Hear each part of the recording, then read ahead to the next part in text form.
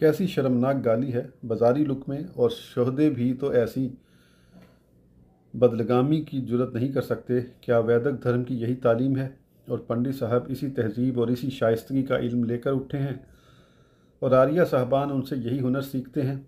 ऋषि और स्वामी ऐसे बदजुबानी के जौहर रखते हैं। मैं तो ये भी गवारा नहीं करता कि इसके जवाब में आपकी तफहीम के लिए भी ये कहूँ कि उनके दिन इसी तरह गुजरते समझ लीजिए जिस तरह अपनी साहबजादियों के दिन शोहरों के पास जाने से पहले।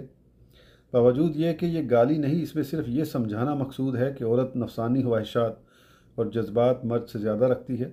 हूरों की निस्बत ये साबित नहीं बल्कि कुरान पाक में बताया गया है, यानी मोमिनीन के लिए जन्नत में बीबियाँ हैं नहायत पाक जो हर बदखलकी, बदसीरती, निजासत, गंदगी, हैज़, नफास, इस्तखासा, बोल बराज, मेल कुचैल और घिनौनी चीज़ से पाक हैं। उन्हें